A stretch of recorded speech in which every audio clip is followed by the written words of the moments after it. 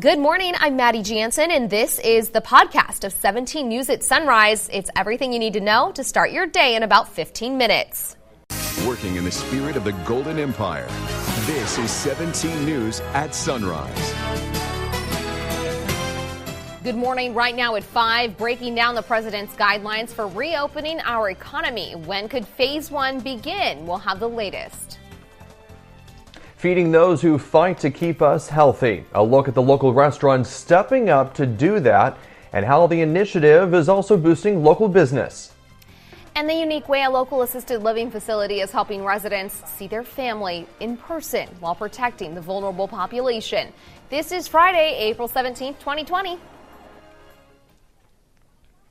Good morning. It is 5 a.m. on this finally Friday. Good to see you, Maddie and Kevin. And we're again practicing social distancing. And again, as we approach about almost a month into all of this, it's been quite some time. I know it's been a lot. A lot has happened over the last several weeks, but we're slowly getting through this. Yeah, we are. And now we are hearing a little bit more about how our economies could reopen with those guidelines from the president. So we'll talk about those coming up in a little bit. But also we have some changes in the weather. Yesterday was so incredibly warm, Kevin.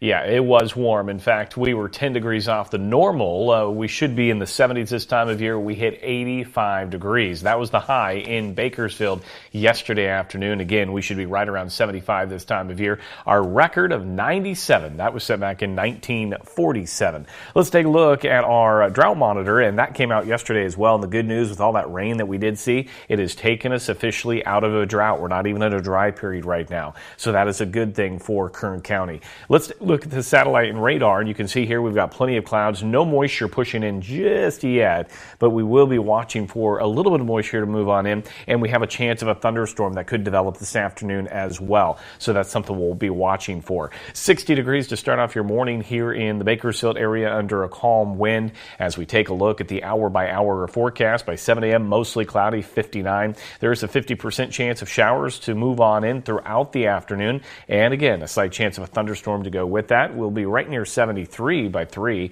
Right now, Tehachapi sits at 46, a west wind at 5.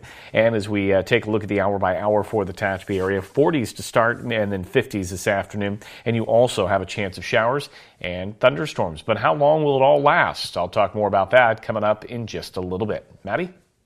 All right. Thanks so much, Kevin. All right, here are the latest numbers on the coronavirus outbreak here in Kern County. There are now a total of 574 positive cases of COVID-19 in Kern County. That number includes 9 non-residents. Now, we want to show you this graph, and you can see that the number is reflected, that number, the total number of cases, is reflected on the green. But are people recovering from the coronavirus? Public Health says 203 people have recovered, but you can see that in blue. That's 35% of the total cases. Now, taking a look at this graph, which shows the number of new positive cases reported each day, and you can see the data goes back to March 13th. This is new from Public Health and shows when the new daily cases on the day the test was given rather than when it was reported. That means this area in red could see more cases added in the coming days. Now take a look at this. I want to show you another graph here that shows the number of tests that have been done. The 574 positive cases make up roughly 12% of the total number of tests administered. More than 4,200 people have tested negative for COVID-19. Now moving on to pending tests. More than 3,200 are still waiting for their results. That is the highest number we've seen since testing started. Now, some demographics information for you that you might want to keep in mind. 331 adults between the ages of 18 and 49 tested positive. Now, keep in mind, that is the most of any other age group. Breaking the numbers down by region, the area known as Bakersfield East, which includes parts of Arvin and Lamont, has 283 cases. That's the most of any other area in Kern County. You can expect an updated number from Kern Public Health again later today, coming up in about 5 hours. News from around the state this morning. Governor Gavin Newsom expects to spend up to $7 billion this year battling the coronavirus. This comes in the face of major widespread economic disruption in our state. Thursday, state lawmakers held their first oversight hearing of the more than $2 billion Newsom has already spent. And coming into question, a nearly $1 billion contract with a Chinese-owned company to provide up to 200 million masks per month. Lawmakers were upset the administration has yet to release details of that contract. With concerts and events canceled because of COVID-19, arenas and venues are opening up to help those in need. Now people can get tested for coronavirus at music and sports venues at the Forum in Los Angeles. People can schedule an appointment for drive-through testing. It's just one of the nearly 30 venues to allow testing in recent weeks. Meanwhile, in Kern County, several clinics and urgent care facilities offer testing for coronavirus. Accelerated urgent care on Coffee and Stockdale, all locations for Omni Health and Priority Urgent Care, Clinica Sierra Vista, and all local hospitals. Plus, Clinica Sierra Vista, Dignity Health, and Adventist Health offer telehealth services so you can get a checkup from home and find out if you need a test. If you don't know, here are the symptoms of COVID-19. The most common include fever, a dry cough, fatigue, and difficulty breathing. Less common symptoms of the virus including aches and pains, sore throat, runny or stuffy nose, and diarrhea. Remember, though, you could be sick with the virus for up to 2 weeks before developing symptoms. Doctors say the average is about 3 to 5 days. Keep in mind, flu symptoms are similar, but muscle and joint pain, a runny nose, and headache will be more common with the flu. And a lot of people have allergies. Those symptoms include sneezing, coughing, a runny or stuffy nose, and itchy eyes. Another note, you are urged not to touch your face. Remember, that's how viruses spread. And if you think you have symptoms of the coronavirus, call either your primary care physician or one of those urgent care sites before you go in for testing. Across the state, county fairs that so many look forward to every year are getting canceled because of the coronavirus pandemic. Already, annual fairs in San Diego, San Bernardino, and San Mateo counties have been canceled. So what about the Kern County Fair? 17's Robert Price reports. You might say it's the antithesis of social distancing. Crammed carnival rides, long lines for corn dogs, arenas packed to hear graying 80s bands. For tens of thousands, the Kern County Fair is a great fall tradition. But it's in danger now with the coronavirus lingering and many experts saying we should avoid large gatherings, things like sporting events, concerts, and county fairs. We should avoid them for another year or more. When the Kern County Fair Board of Directors convenes Monday via Zoom for its regularly scheduled meeting, that will be the big question. Cancel the fair, set for September 23rd to October 4th, or keep it. I spoke to board chairwoman Blagi Rodriguez about the situation. The criteria for making our decision is and always has and always will be based on what the governor issues. You know, although we are not funded by the state of California, we are governed by the state of California. And our board is governor appointed. So we're going to do what he says. So if that's masks, if that's social distancing, we don't know what that looks like. It's evolving day by day, sometimes hour by hour. The mission not only of our staff, but our board, and of course our board supports our staff, is to make it the best fair and the best experience. Because we're very cognizant of the fact that this, for many families, is their vacation. Some county fairs are going forward. The El Dorado County Fair, east of Sacramento, is set to open June 18th, and it's still a go. Same for the LA County Fair, set for September 4th in Pomona. Which way will Kern County go? We should know soon. Robert Price, 17 News. And that's the subject of today's 17 interactive feedback poll. This morning we're asking, should the Kern County Fair be canceled or postponed this year? We want to know what you think. Call or text us at 888-4617. Press 1 if you think yes, and 2 if you think no, it shouldn't be canceled. You can also text, tweet, email, or Facebook us your comments. Once again, our interactive feedback phone line is 888-4617. We'll air some of your comments and have the first results from the poll coming up at 5:30. Your time now is 5:09. With schools closed and students working on distance learning, it could be difficult for kids and parents to get the resources they need in order to succeed. The local Sylvan Learning Center is now providing free online mini camps, printable worksheets, and tips for parents. Parents can sign up at sylvannation.com. The center has also moved its tutoring services online with personal learning sessions. And just a reminder, learning from home won't just be online anymore. For the rest of this school year, KETN, that's the local education TV station, it will be airing math lessons. These are 30-minute lessons starting with kindergarten at 8:30 and ending with calculus at 4.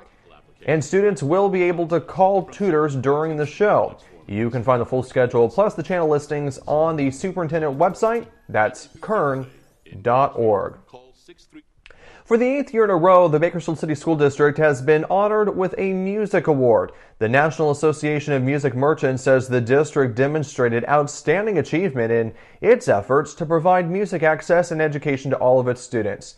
The district provides all interested children with a musical instrument, and student participation in the music program is at an all-time high and continues to grow, which is great to see. I always loved band in school.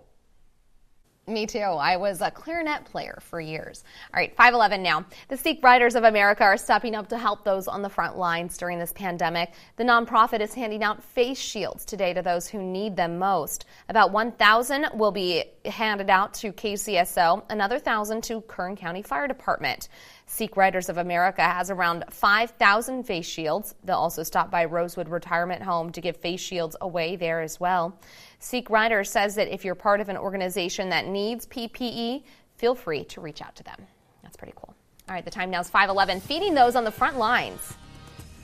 How the community came together to support healthcare workers. 17's Taylor Shaw will join us coming up later this morning.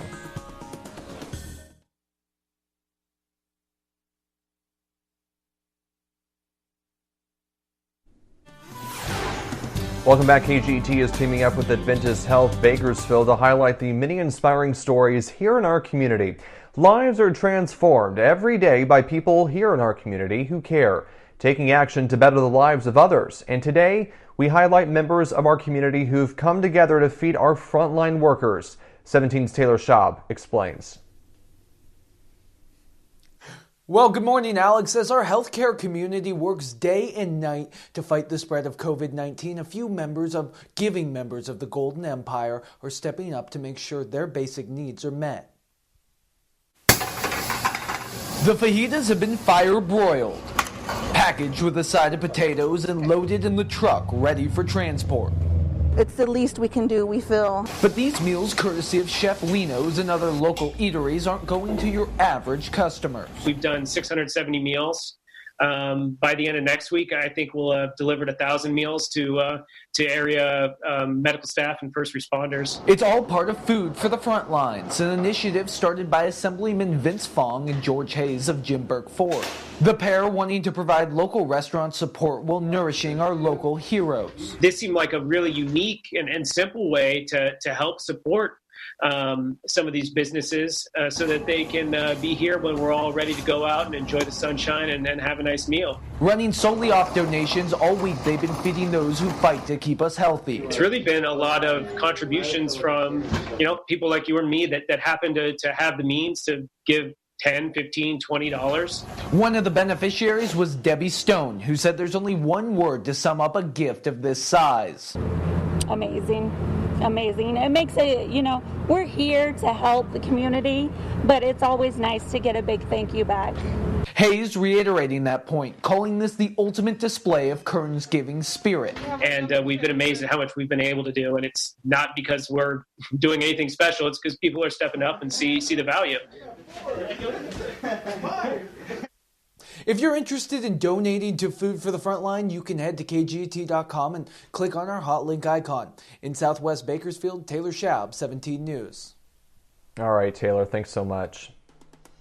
Time now is 5:22 and running out of things to watch as you self-isolate. Entertainment critic Rick Bentley has some suggestions for you coming up in about 27 minutes. KGET Business Watch is brought to you by Grapevine MSP Technology Services, the Valley's leading IT service provider. Welcome back. Big Tech is getting involved in the fight against the coronavirus, working on a way to use our phones to track the outbreak. Well, how will it work and what does this mean for your privacy? NBC's Liz McLaughlin has more.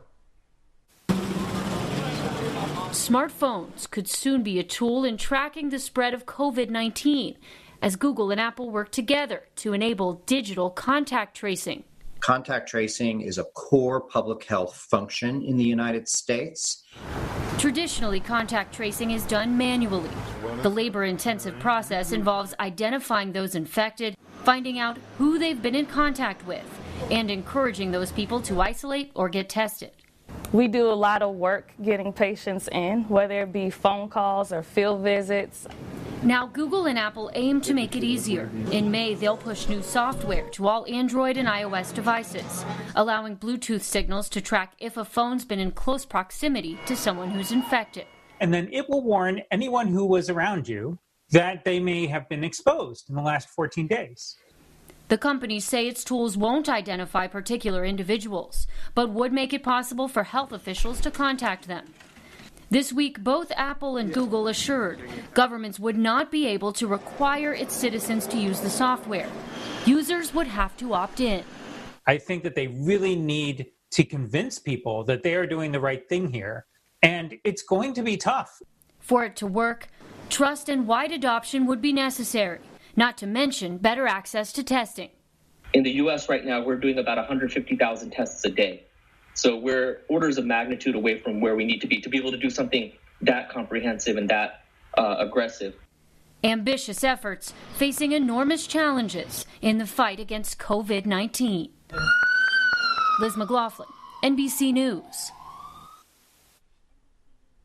All right, coming up in the next half hour on Sunrise, is America ready to open back up?